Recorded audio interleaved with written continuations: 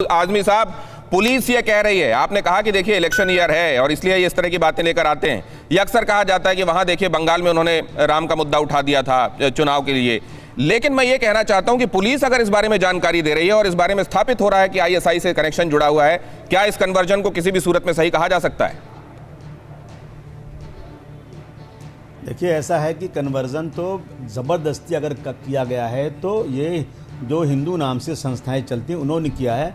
मैं बगैर गौतम जी को जाने हुए, बगैर उनसे मिले हुए मैं चैलेंज से कह सकता हूं कि ये मोहम्मद उमर गौतम साहब कभी भी ज़बरदस्ती किसी का कन्वर्जन कर ही नहीं सकते।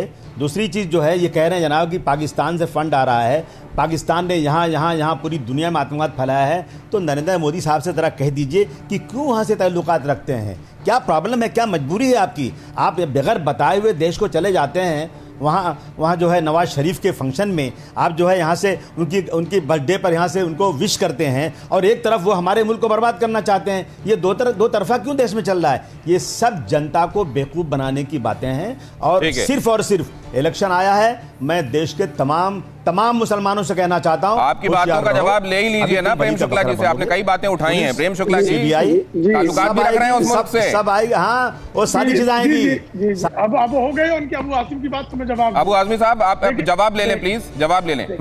देखिए, हम ताल्लुकात रखते हैं, लेकिन जब पाकिस्तान जरा से भी गुस्ताखी करता है रख लिया इन लोगों ने, घूस कर लेंगे। अरे ये क्या बात करेगा ये आदमी तो जहर के अलावा कहीं बोले ही नहीं इसने। ये कभी आज तक भाईचारगी का पैगाम ही नहीं देता ये आदमी, नफरत के अलावा। ऐसे नफरत वालों से क्या बात करूंगा मैं? जब पाकिस्तान की छाती पर चढ़कर हम बम बरसाते हैं तो अबू हासिम आजमी की छाती पर। अरे तुम जाते हो पाकिस्तान की बढ़ाई करने वहां जाकर। अरे मैं तो मुर्दाबाद करता हूँ। तुम्हारे प्रधानमंत्री, तुम्हारे देश के बीजेपी के प्रधानमंत्री जो है ना, प्रधानमंत्री जाते हैं नवाज शरीफ की दावत खाने, चुल्लू भर पानी में डूब मर दावत करते हो। लाना दाऊद को फांसी चढ़ा दो, लाते क्यों नहीं? तुम लोग सब मिले हुए हो। शब्दों ये आरएसएस कीजिए प्लीज, और आईएसआई दोनों शब्दों का चुनाव सही कीजिए, शब्दों का चुनाव सही कीजिए प्लीज। और अमूमन मैं क्योंकि इसमें अब हमारे पास वक्त कम है और आप दोनों के विचारों को मैं अकोमोडेट करना चाहता था। जहां वो गलत करेगा हम गलत कहेंगे, कहना है प्रेम शुक्ला जी का, लेकिन कहना है अबू आजमी साहब का कि हम तो कह रहे हैं मुर्दाबाद, आप ताल्लुकात क्यों रख रहे हैं? लेकिन अब मैं ये एक दूसरी तरफ ले जाता है मामलों को।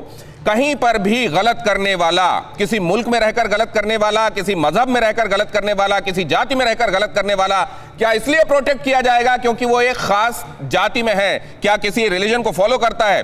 धर्म परिवर्तन विरोधी कानून कहां कहां लागू हैं वो आप अपनी स्क्रीन पर यहां पर लगातार देख रहे हैं।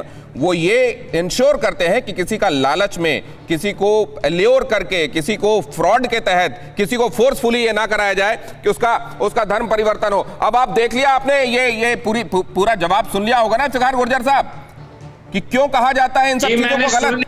सिर्फ इतना कहना चाहता हूं, इनको इतना आप जितने मर्जी भारत के तलवे चाट लें, आप वो मुसलमान हैं जिनको मार मार के उसने धू निकाल दिया है। लोग भारत मुर्दाबाद का नारा लगा रहे हैं, वहां बैठे हुए पाकिस्तान मुर्दाबाद कह रहे हो। पाकिस्तान के लिए तो कश्मीरी पाकिस्तान जिंदाबाद कह के अपनी जाने में बहुत आराम से रह रहा है। अल्लाह का बड़ा कर्म है। मुसलमान तो आप क्या काटे जाते हैं, शिया वहाँ सुन्नी को काट रहा है, सुन्नी शिया को काट रहा है। किस तरह के विचारों को पालते हैं और किसको अपना हीरो बताते हैं, और अगर वहां से यहाँ रिमोट कंट्रोल की जा रही है कोई एक्टिविटी तो वो कितनी पाक साफ हो गई। इन्होंने इल्जाम लगाया कि हिंदुस्तान क्या करता है, हिंदुस्तान का क्या करता है। बहुत पहले से यहाँ माना जाता है अयम निजह पराबेति गणनाम लघु चेतसाम उदार चरितानाम तू वसुधैव कुटुंबकम। पूरी दुनिया को अपना मानते हैं हम, ओसामा बिन लादेन को हीरो नहीं बताते। परवाह देश की, सोमवार से शुक्रवार रात 10 बजे TV9 भारतवर्ष पर।